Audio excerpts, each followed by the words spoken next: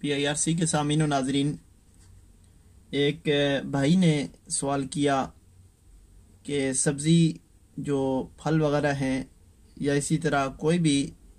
سبزی یا فروٹ کے اندر جو کیڑے پڑ جاتے ہیں، ان کا کیا حکم ہے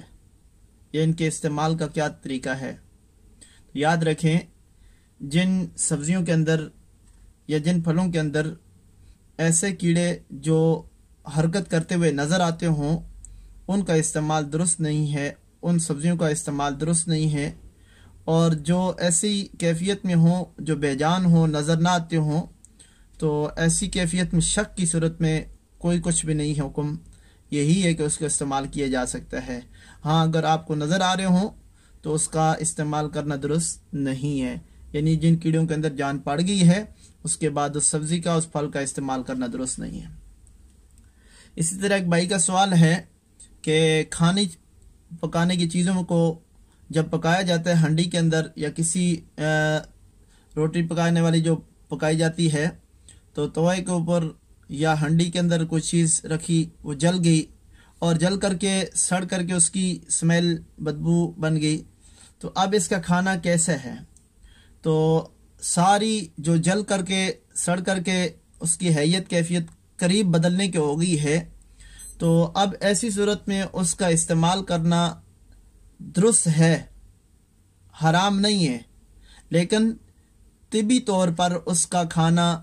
درست نہیں ہے، روا نہیں ہے۔ بہتر ہے کہ اس کو کھانے سے احتراز کیا جائے۔ باقی وہ جل کر کے سڑ کر کے خراب ہونے کی وجہ سے اس کا حرام ہونا یا کسی صورت میں کوئی اور حکم جاری نہیں ہوگا۔ ہاں، صحت اور طبیعت کے اعتبار سے، طبی امر کے اعتبار سے دیکھا جائے گا تو اس اعتبار سے اس کا کھانا درست نہیں ہوگا۔ ایک اور بھائی کا سوال کہ مردہ شخص ہے، عورت ہے، مرد ہے، کوئی بھی ہے،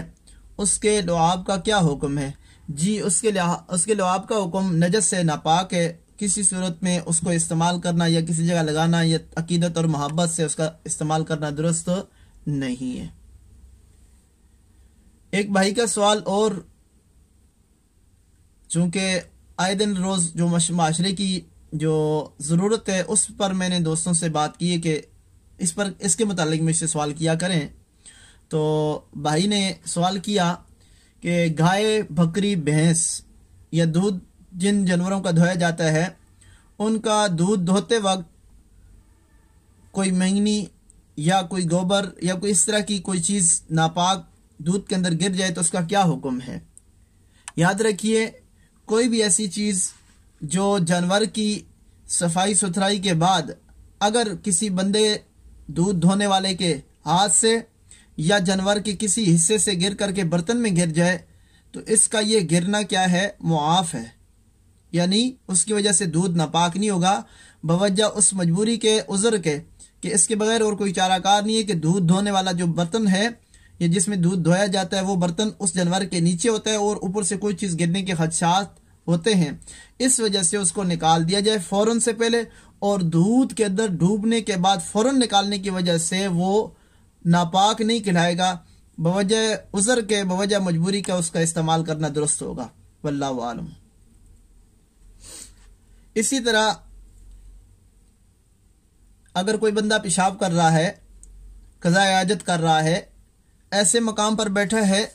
کہ وہاں سے وہ پیشاب اس نے کیا اور قضاء حاجت کی،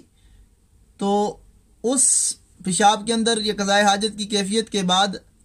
ایک بخارات کی صورت میں دھواں اٹھتا ہے،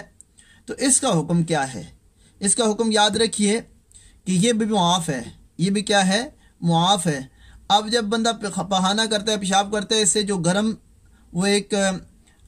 گیس اڑتی ہے، یہ اڑ کر کے ناک میں جاتی ہے، منہ میں جاتی ہے، تو اس سے بچنا بہت مشکل ہے۔ تو اب اس صورت میں اس کا کیا ہے؟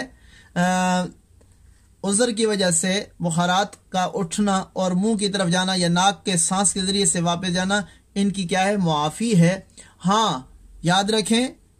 پیشاب چھوٹا ہو یا بڑا ہو، دونوں نجس ہیں، ناپاک ہیں، کسی صورت میں ان کے ساتھ کوئی معافی کا معاملہ نہیں ہے۔ اللہ عملی زندگی نصیب